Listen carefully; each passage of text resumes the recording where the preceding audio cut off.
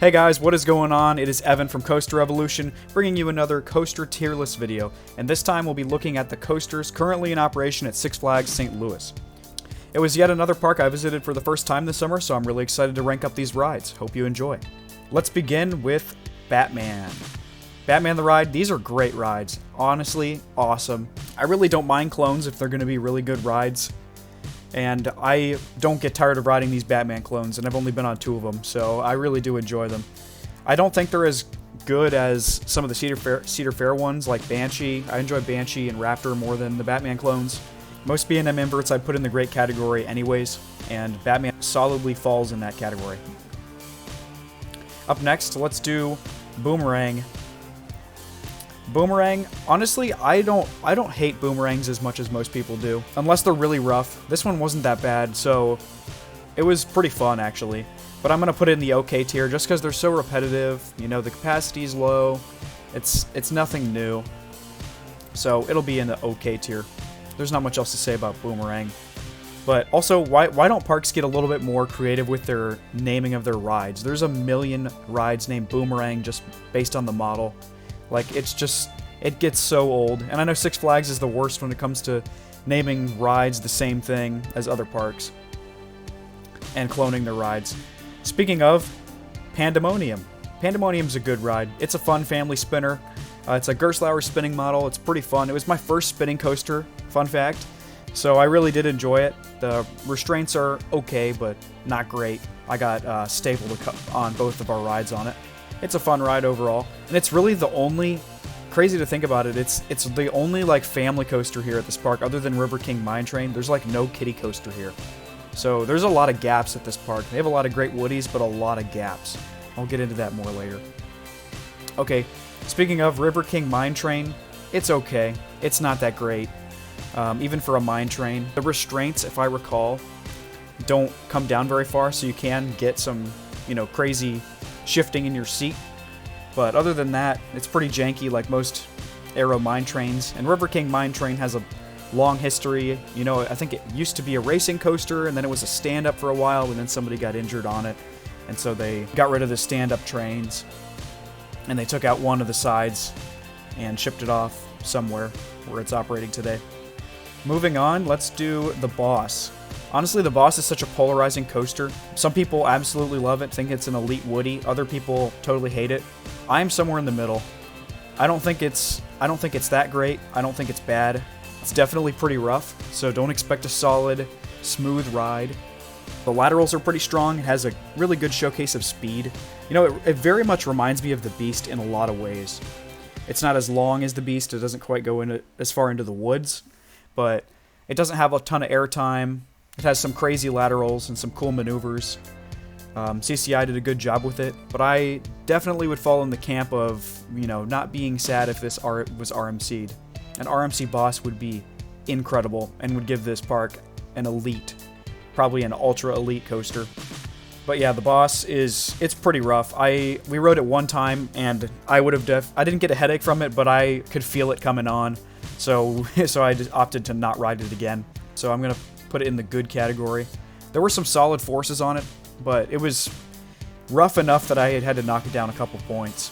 So I'd probably put it like 6.5 or 7 out of 10 ride. And it didn't have a whole lot of airtime either, and I value airtime a lot. Okay, speaking of, let's do Screamin' Eagle. Screamin' Eagle is a good ride. This one also is pretty rough. I think they need to retrack a good portion of this, and it was closed a lot. I think last season in 2021, they might have been retracking it. But it's still rough. It jackhammers you a lot.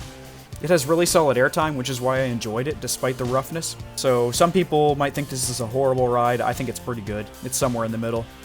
Nothing too special, though. I think it also opened as the world's tallest and fastest roller coaster when it did. I'll have to look up when it opened. I don't remember. I want to say it was back in the 70s or early 80s. No, it was definitely in the 70s, because the Beast is way longer. Alright, let's address Ninja. Oh my goodness, is this a horrible ride. If there was a tier, I wish there was a tier below quite bad, because Ninja would be in that tier. This is probably, like, I'm not trying to exaggerate, this is probably the worst ride I've ever been on. For certain, top 5 worst rides I've ever been on. Mean Streak is right there with it. Mean Streak was horrible when I rode it back in right before it closed, I think in 2017 or something, 2016. But gosh, Ninja is so janky. It was started by Arrow. Arrow went out of business. Vekoma finished it, and it's an absolute disaster. You know, Six Flags doesn't take a lot of rides out of their parks, but there really are some that they need to get rid of, and Ninja is one of them. This should not exist any longer. It's so bad. There is a cool head chopper element with the lift chain, but other than that, man, it's so rough. Like, there's so much headbanging. I had to hug my shoulders up against the restraint just so I could try to prevent headbanging, but it was really painful on the shoulders too, so it was not great. And there was no one waiting for this, because I think people know how rough it is. And the ride ops kind of joked about it too. Alright, the surprise of the visit was Mr. Freeze Reverse Blast. This was an incredible ride. We had, I think, 2 or 3 rides in the very back car, and this was just incredible. The backwards launch really was incredible and enhanced the ride. I'd never been on a backwards launch that intense before. This is certainly my favorite ride by Premier. You know, the theming for it's pretty good, and the backwards spike, you know, reminds me a lot of Pantheon. And I would classify it as a low-tier elite coaster. You know, low-tier elite coaster. It's nothing too crazy, it's not very long, and of course the capacity's really bad if they're only running one train, which they usually are, because this does require a lot of electricity to run.